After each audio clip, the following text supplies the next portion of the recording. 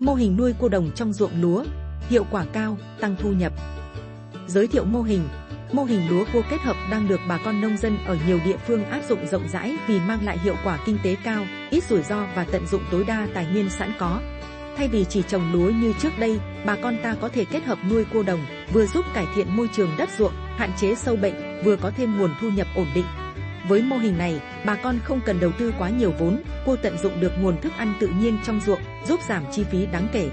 Ở Việt Nam, có 4 mô hình nuôi cua đồng chủ yếu được người dân áp dụng bao gồm nuôi cua đồng lúa cua kết hợp, nuôi cua đồng trong ao đất, nuôi cua đồng trong bể xi măng hoặc bể lót bạt và nuôi cua đồng kết hợp cá, ốc.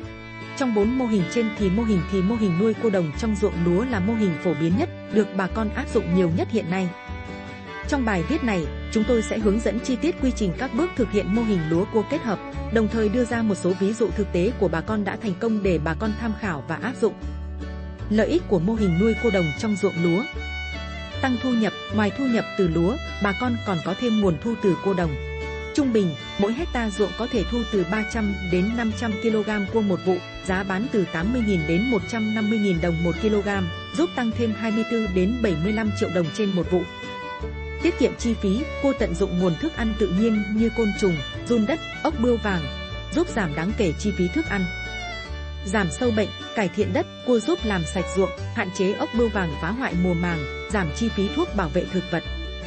Dễ thực hiện, ít rủi ro, mô hình không đòi hỏi kỹ thuật cao, phù hợp với điều kiện đồng ruộng ở Việt Nam, ít rủi ro hơn so với nuôi cua trong ao hoặc bể xi măng.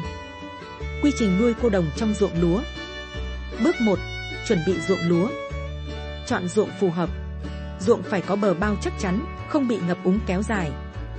Đất thịt pha cát là phù hợp nhất, giúp cua dễ đào hang trú ẩn. Cải tạo ruộng. Trước khi nuôi cua, cần làm sạch ruộng, phơi đất từ 5 đến 7 ngày để diệt vi khuẩn và ký sinh trùng có hại.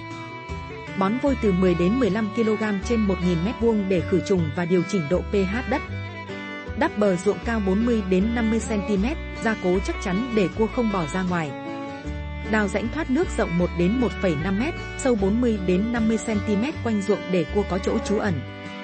Lắp đặt cống thoát nước có lưới chắn để ngăn cua thất thoát. Bước 2. Thả giống cua đồng. Chọn giống. Chọn cua giống khỏe mạnh, đồng đều, không bị chảy xước, không mất chân, tàng. Nên chọn giống cua có kích cỡ từ 200 đến 300 con trên 1 kg để đảm bảo tỷ lệ sống cao. Thời điểm thả. Thích hợp nhất là đầu mùa mưa, từ tháng 5 đến tháng 7 để cua phát triển nhanh. Mật độ thả. 1,5 đến 2 con trên 1 m², tương đương 15.000 đến 20.000 con trên 1 hecta. Cách thả. Trước khi thả, ngâm cua trong nước sạch khoảng 15 đến 20 phút để giảm sốc. Thả vào buổi sáng hoặc chiều mát, tránh thời điểm nắng gắt. Bước 3. Chăm sóc và quản lý. Quản lý nguồn nước. Duy trì mực nước trong ruộng 20 đến 40 cm. Không để ruộng bị ngập quá lâu vì cua dễ bị ngạt.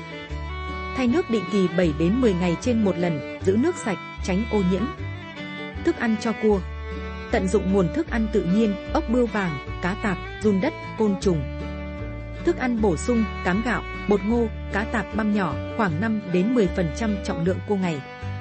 Lưu ý, không nên cho cua ăn quá nhiều để tránh dư thừa, ô nhiễm nước. Kiểm soát dịch bệnh. Định kỳ rải vôi quanh bờ ruộng 5 kg trên 1.000 m² để phòng bệnh. Quan sát hoạt động của cua, nếu thấy có dấu hiệu yếu, bỏ ăn cần kiểm tra ngay. 4. Thu hoạch và tiêu thụ. Sau 4 đến 5 tháng, cua đạt kích cỡ 100 đến 150 g trên một con có thể thu hoạch. Cách thu hoạch. Đặt lưới bẫy vào buổi tối khi cua bò lên mặt nước. Dẫn nước vào rãnh để cua tập trung lại, dễ bắt. Năng suất trung bình 300 đến 500 kg trên 1 hecta trên một vụ. Giá bán 80.000 đến 150.000 đồng trên 1 kg, tùy khu vực và mùa vụ. Ví dụ thực tế từ nông dân đã thành công. Anh Nguyễn Văn Hải, Đồng Tháp, đến thu nhập tăng gấp đôi nhờ mô hình lúa cua. Anh Hải có 1 hecta ruộng lúa tại huyện Tháp 10, trước đây mỗi vụ chỉ trồng lúa với thu nhập khoảng 30 triệu đồng. Từ khi áp dụng mô hình lúa đến cua kết hợp, anh nuôi cua đồng tự nhiên trong ruộng lúa mà không cần đầu tư nhiều. Kết quả sau một vụ, anh thu được hơn 400 kg cua, bán với giá 120.000 đồng trên 1 kg, mang về gần 50 triệu đồng tiền cua, cộng với lúa vẫn thu bình thường. Anh Hải chia sẻ, nuôi cua đồng trong ruộng lúa không tốn nhiều công chăm sóc, tận dụng được nguồn thức ăn tự nhiên, chi phí thấp mà lợi nhuận lại cao hơn nhiều so với chỉ trồng lúa. tôi sẽ tiếp tục mở rộng mô hình này để nâng cao thu nhập. Chị Trần Thị Lan, An Giang, đến nuôi cua đồng trên ruộng lúa, lợi nhuận tăng 40%. Chị Lan từng chỉ trồng lúa nhưng lợi nhuận không cao. Sau khi thử nghiệm nuôi cua đồng trên diện tích 5.000 m² ruộng lúa, chị thu được 250 kg cua sau 4 tháng, bán với giá 110.000 đồng trên 1 kg, thu về hơn 27 triệu đồng, giúp tăng lợi nhuận thêm 40% so với chỉ trồng lúa. Anh Lê Văn Bình, Sóc Trăng, đến phát triển mô hình lúa đến cua thành trang trại lớn. Anh Bình bắt đầu nuôi cua trong ruộng lúa từ 2019.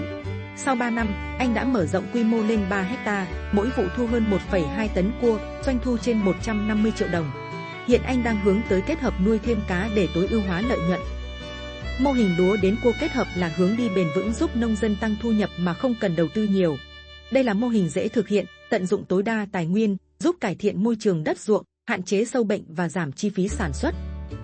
Với quy trình đơn giản, hiệu quả, bà con hoàn toàn có thể áp dụng mô hình này để phát triển kinh tế gia đình.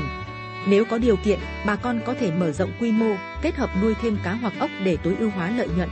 Hy vọng bài viết này sẽ giúp bà con hiểu rõ hơn về cách nuôi cua đồng trong ruộng lúa và sớm áp dụng thành công.